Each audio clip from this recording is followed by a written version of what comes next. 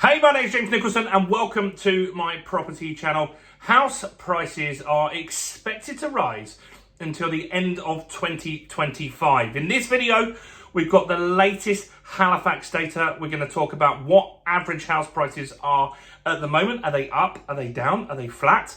We're also going to talk about which regions have done better than others in the last few months, because that's interesting to know where is maybe a good place to invest right now.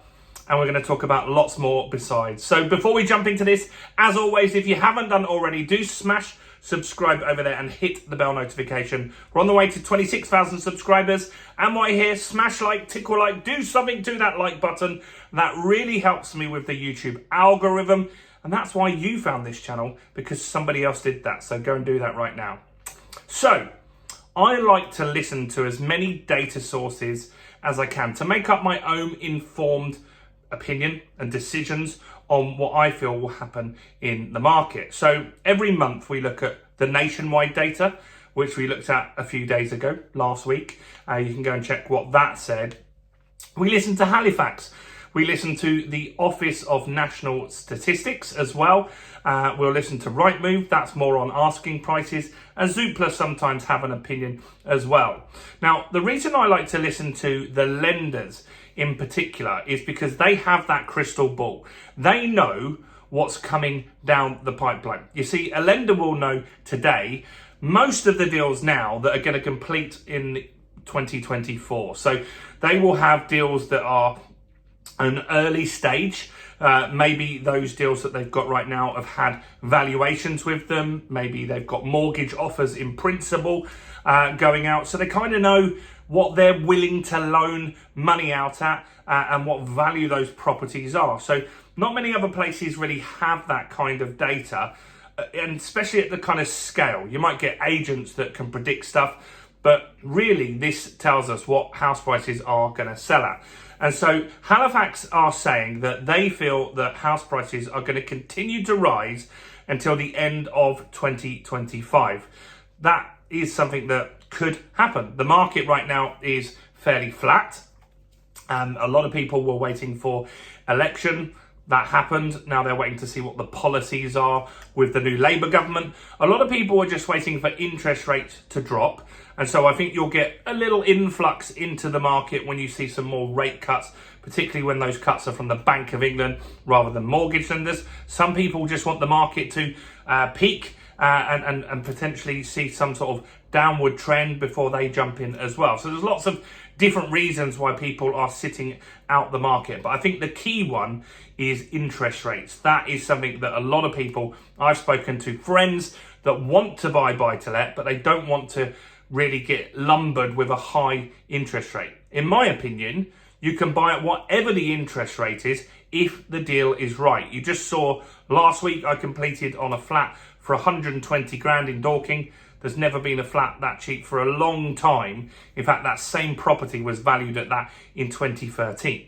So what are Halifax saying? Well, Halifax are saying the market, in their opinion, right now is pretty much a flat market. They're saying this month house prices were down £500. So that's really not a lot, is it? But that is really a flat market. Anyone that was probably watching this channel that was buying a property could negotiate £1,000, 500 quid off any deal. Most people would accept that in this market just to get the deal done. So their average house price at the moment, according to Halifax data, is $288,455. Right, that's what they're saying the average house price is. That's just their portfolio of deals. That isn't everyone's deals, right? So that doesn't include nationwide deals, doesn't include HSBC, NatWest, any other lender. That's just their stuff. On a rolling 12-month basis, they are seeing positive signs. They're saying the market is up. And so for 12 months, they are saying that the market is up 0.4%. Not as high as nationwide, but close enough, right? And so they've got similar numbers there. Now, let's look at a region by region basis. What is going on in the market? Well, the east of England is doing the worst at the moment. So the east of England is down, and it's down 0.9%. So nearly 1%. That's the east of England. Next is London. So London is back up. London was down quite a bit. So in central London, the more expensive properties, I'm talking Kensington, Chelsea, Fulham, those sorts of places, some of those were down as much as 22% at one stage. So is there a recovery in London? Well, it hasn't recovered that 22%, but it is starting to move in the right direction again. So it's the opposite of this. So it's up, but it is 0.9% up. This is London as an average, right? They haven't gone borough by borough on that. So London is back in the right direction. Scotland is doing pretty well. Scotland's been pretty robust. And so Scotland is up for the year on an annual basis, 1.6%. Wales is interesting because Wales did have quite a big drop. So the last year, it's now starting to come back, Wales, but it was down significantly. And all of these places, when you take into account the inflation levels at 11% that we had, are down in real terms due to inflation. So affordability that way has markedly improved. So where else have we got here? So Wales is 2.7% up, which is not bad. Where else have we got here? We've got the Northwest has done pretty good, and so they are up 3.8% in the Northwest, which is pretty good. And the best performing place in the whole of Great Britain is Northern Ireland, and Northern Ireland has done really well, and it is 4% up in Northern Ireland. So it's interesting to see on a region by region basis.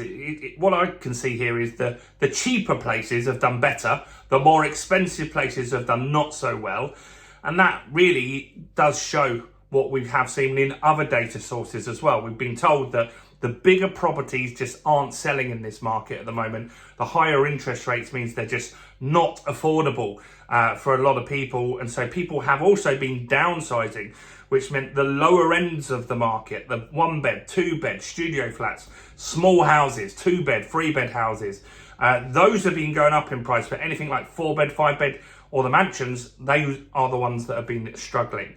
So it's interesting to see Halifax data. They're saying that house prices will marginally keep going up until the end of 2025. That's their prediction at the moment. What do you think about that? I feel that they could be right. Once you start seeing rate cuts, house prices have been really robust in this market. Once we start seeing some rate cuts, that is going to bring some more activity into the market. And we haven't seen distressed sellers. We haven't seen that. That could happen. But right now, it's not something that we're seeing. We're not seeing the market flooded with new listings.